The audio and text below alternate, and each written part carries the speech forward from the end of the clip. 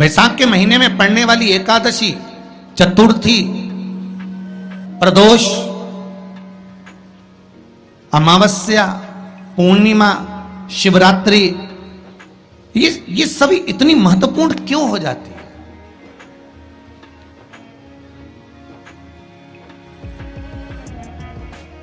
इसकी महत्वता इतनी प्रबल क्यों हो जाती है? किस लिए? क्योंकि बैसाख का जो महीना पड़ता है, सूर्य की संपूर्ण तपन, सूर्य देव अपने पूर्ण तेज के साथ में, पूर्ण तेज के साथ में मृत्यु लोक के निवासियों पर, चाहे जलचर हो, थलचर हो, वायुचर हो, चाहे जो जीव हैं, उस पर जब किरण फेंकते हैं तो संसार का जो मनुष्य है उस पर जब ताप पड़ता है तो ताप पड़ने के कारण उसके मुख से भगवान का नाम निकल ही जाता है, स्मरण नाम निकल ही जाता है। चीजें बड़ा स्मरण में रखिएगा। एक बैसाख महीने में मट्टी के पात्र का जल, अभी अभी क्या चल रहा है? फागुन। अभी क्या चल रहा है? फागुन। जब बैसाख का महीना आए ना,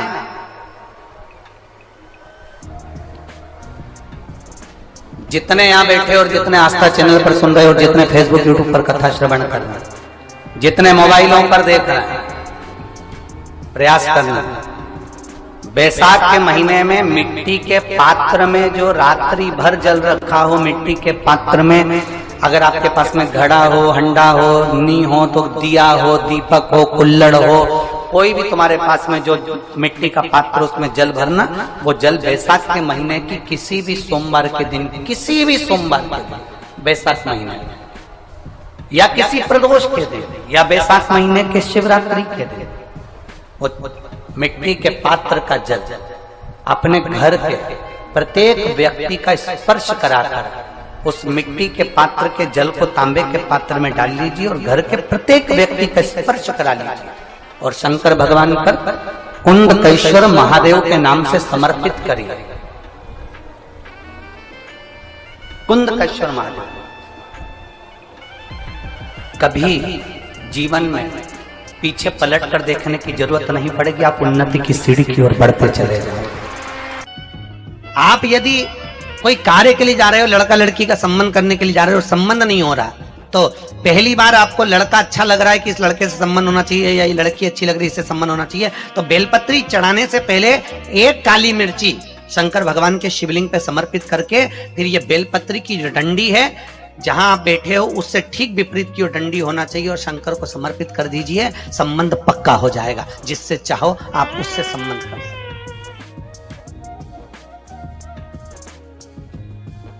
सोमवार की अष्टमी के दिन शिवलिंग देखा है आप लोगों ने? भगवान शंकर का जो शिवलिंग होता है, ऐसे गोल धारी, उस पे शिवलिंग रखा हुआ है, ठीक है? ये भगवान के जो चरणार भाग है, भगवान शंकर का संपूर्ण परिवार इस शिवलिंग के अंदर विराजमान, ठीक है? ये जो दो चरण दिख रहे हैं, जहां से पानी नीचे गिरता है, इसमें जो राइट भाग है सीधा, उसके किनारे पर गणेश जी का स्थान है, उसके लेफ्ट भाग में किनारे पर कार्तिक जी का स्थान है। भगवान शंकर का शिवलिंग जहां रखा हुआ है, ये पार्वती जी की गोद है, हस्त शंकर भगवान का शिवलिंग के रूप में विराजमान है। ऊपर से जो जल गिरता है शंकर जी के ऊपर, एक एक बूंद, वो शंकर जी की 5 लड़कियां हैं, जया, विषहरा, शामरीबारी, दो तली और देव। शंकर जी की 5 लड़कियां, एक एक बूंद पानी गिराती रहती है। शंकर जी की सबसे छोटी लड़की अशोक सुंदरी, जो दोनों चरण हैं उसके बीच में एक मोटी सी लाइन, किसी भी शिवलिंग में जाकर देखना जहां जलाधारी होगी, उसमें बीच में एक मोटी सी लाइन होगी, वो शंकर भगवान की सबसे छोटी लड़की अशोक सुंदरी है। किसका स्थान है वो? अशोक सुंदरी। महाराज, जिस लड़का लड़की का विवाह नहीं हो रहा, बहुत परेशान हो गए, न मंगल ने, केतु ने, राहु सब झूमे पड़े हुए हैं, तो कुछ नहीं करना है अपने को। सोमवार की अष्टमी के दिन जाइए, शंकर भगवान के बीच में जो मोटी लाइन बनी हुई है अशोक सुंदरी की, उस पे कुंकू चढ़ाकर, चंदन चढ़ाकर और शंकर भगवान का पूजन कर आ जाइए। उसी कुंकू की बिंदी या तो घर में दरवाजे पर स्वस्तिक बना दीजिए या बच्ची अपने सिर में लगा ले, कमरे में लगा ले। 3 महीने के अंदर उस बेटा बेटी का संबंध पक्का हो जाता है महाराज, मात्र 3 महीने के। एक बात बहुत ध्यान से सुनिएगा, विवाह, शादी, संतान प्राप्ति, विवाह के बाद में विवाद या किसी नए कार्य के लिए आगे बढ़ रहे हैं और उसमें अड़चन आ रही है, तो एक बार किसी ज्योतिष आचार्य के पास जाकर पूछना, वो बता देगा या तो मंगल या शनि कुछ ना कुछ, कोई ना कोई क्रूर ग्रह तकलीफ दे रहा।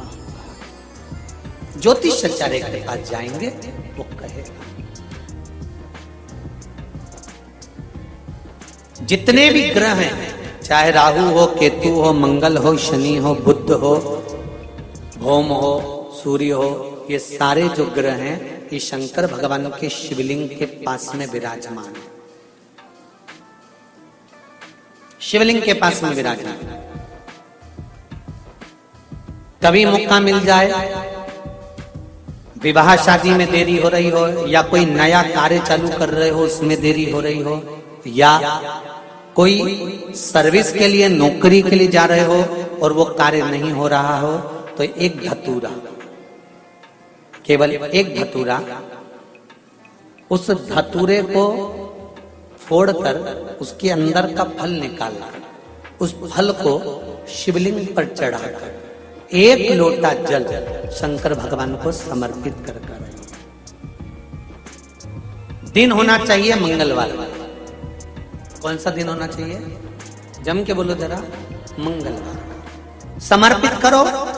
उसके बाद में आप विवाह के लिए अगर समर्पित करे हैं तो विवाह में देरी नहीं होगी। तत्कर्म आप कर रहे हैं, थोड़ा सा अच्छा कार्य आप कर रहे हैं, भगवत भजन आप कर रहे हैं, कीर्तन आप कर रहे हैं, मंत्र जाप आप कर रहे हैं, स्मरण आप कर रहे हैं, नाम जाप यदि आप कर रहे हैं, तो वो लोभ से पवित्र होना चाहिए, बहुत दूर।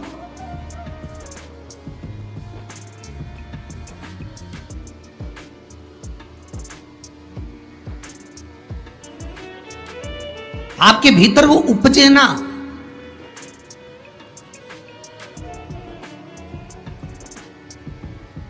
फिर चाहे दुनिया के लोग कितना भी कहे ना, वो एक बेल बेचारा किसान का, एक बेल कुएं में गिर गया।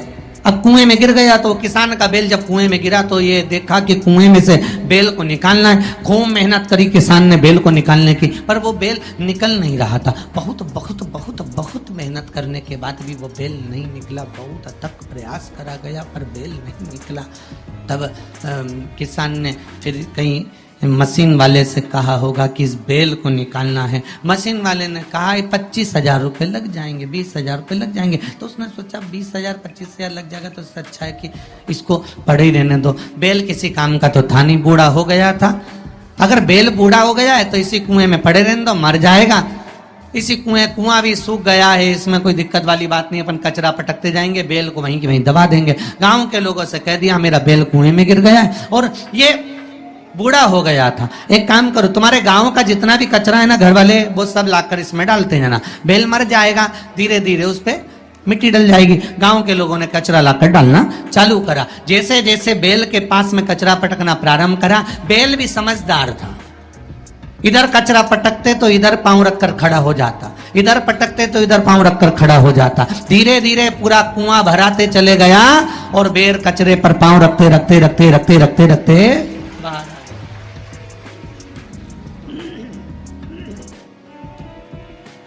बेल कचरे पर पांव रखते रखते रखते रखते बाहर आ गया, ऊपर आ गया। और जब वो ऊपर आया, निकल कर बाहर भाग गया, निकल कर बाहर भागा। बेल से हमको एक सीख लेना चाहिए, हमको एक चीज सीख लेना चाहिए। बुराई करने वाले कितनी भी बुराई करेंगे, निंदा का कचरा, बुराई का कचरा कितना भी पटकेंगे, हमको केवल उस पर पांव रखकर निकल कर बाहर की ओर चले जाना है और हमारे जीवन को सार्थक बना लेना है। करे करे तो करे।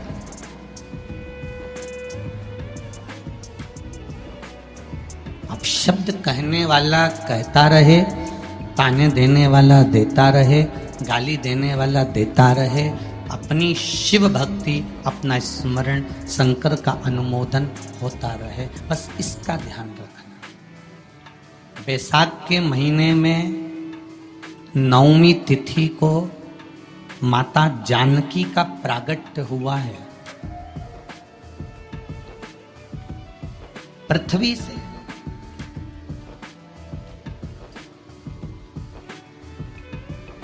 कभी एक विचार करिएगा कि नरसिंह अवतार बैसाख के महीने में हुआ, कुर्मा अवतार बैसाख के महीने में हुआ, हयग्रीव अवतार बैसाख के महीने में हुआ, परशुराम अवतार बैसाख के महीने में हुआ, माता जानकी का अवतार बैसाख के महीने में हुआ।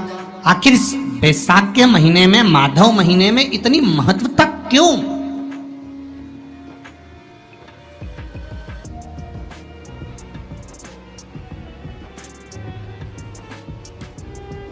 बैसाख के महीने में पड़ने वाली एकादशी, चतुर्थी, प्रदोष, अमावस्या, पूर्णिमा, शिवरात्रि, ये सभी इतनी महत्वपूर्ण क्यों हो जाती है?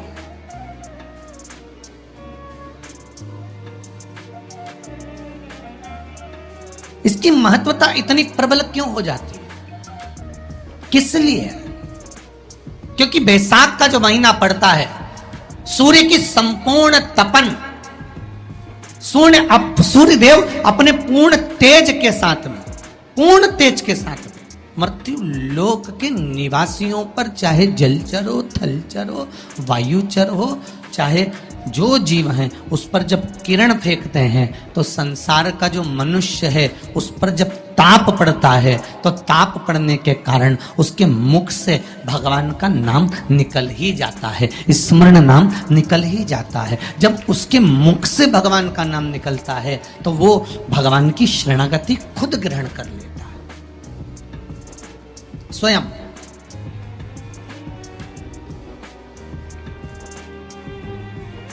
शरणागति ग्रहण कर लेना। बैसाख की पोथी पढ़ते हो आप लोग? आप में से अगर कोई पढ़ता हो बैसाख महीने की पोथी, तो उसमें एक वर्णन आता है,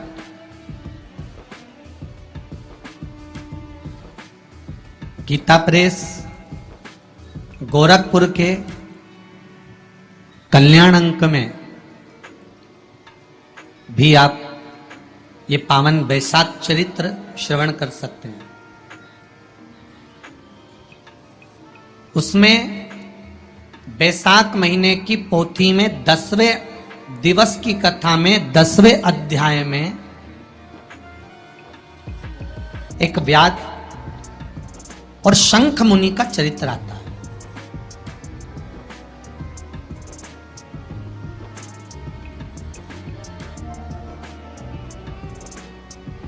शंख मुनि एक बार निकलकर भगवान शंकर के मंदिर में जल समर्पित करने के लिए जा रहे थे और शिव मंदिर की ओर जाते जाते जाते जाते जाते जाते बीच मार्ग में चलते चलते चलते चलते और वो शंख मुनि जब शिव के मंदिर में पहुंचे, शंकर भगवान के मंदिर में जाकर उन्हें दर्शन किया,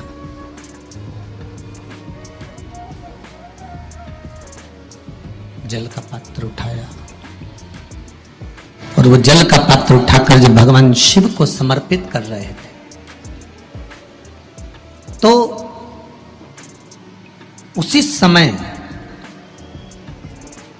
जल का पात्र उठाकर जब शंकर भगवान को समर्पित करा गया और शंख मुनि निकलकर जब बाहर आ रहे थे, आते आते शंख मुनि के मन में एक भाव उत्पन्न हो गया कि जब हम भगवान शिव को कुछ वस्तु समर्पित करते हैं तो उसका फल, उसका पुण्य फल हमें कितने समय में प्राप्त होता है। ये शंख मुनि के मन में एक विचार जागृत हो गया, शंख मुनि के मन में एक भाव जागृत हो गया।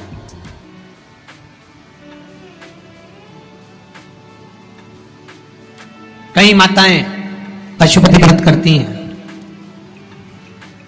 कई ऐसी भी माताएं हैं जिन्होंने 2-3 बार पशुपति व्रत कर लिए होंगे, दूसरे को बताया, उसने व्रत करा, उसका हो गया, उसको फायदा भी मिल गया, और ये 3 कर ली, उसके बाद भी कुछ ना कुछ रह गया। तो इसके मन में आया कि बताओ, मैं भी व्रत कर रही हूं, ये भी व्रत कर रहा है, ये भी व्रत को सुन कर रहा है, मैं भी व्रत कर रही हूं, आखिर बात समझ में नहीं आती। उसको लाभ मिल गया, मुझे लाभ नहीं मिला। उसको लाभ की अनुभूति होगी, मुझे लाभ की अनुभूति नहीं हुई। तो कभी विचार करना कि तुमने उसको पशुपति व्रत बताया, उसने व्रत किया और बड़े दिल से करा, बड़े बड़े दिल से करा, तुम्हारे बताए अनुसार करा। मतलब तुम्हारी बात पर कितना विश्वास होगा उसको, तुम्हारी बात पर कितना भरोसा होगा उसको। और तुम्हारे बताए अनुसार उसने पशुपति व्रत कर लिया और उसका काम हो गया, और तुम 2 बार, 3 बार, 4 बार, 5 बार कर चुकी तो भी नहीं हुआ। उसका कारण क्या हो सकता है? उसका एक कारण है, तुम्हारी बात पर उसने विश्वास कर लिया, पर तुम अभी विश्वास पूर्ण रूप से कर नहीं पाई हो। तुमने ये सोचा है कि दुनिया कर रही है तो अपन भी कर लो। एक बार महाराज ने बोला है कर लो, देखा जाए। पर तुम्हारे पास में तुम्हारे पास में वो जागृतता, तुम्हारे पास में वो बल, तुम्हारे पास में वो विवेक, तुम्हारे पास में वो बल प्राप्त नहीं हुआ, वो विश्वास जागृत नहीं हुआ। यदि तुम्हारे पास वो विश्वास जागृत हो जाता, वो बल जागृत हो जाता, तो तुमने जब पशुपति व्रत करा उसका फल तुमको मिल जाता। अगर विश्वास जागृत होता तो फल मिल जाता।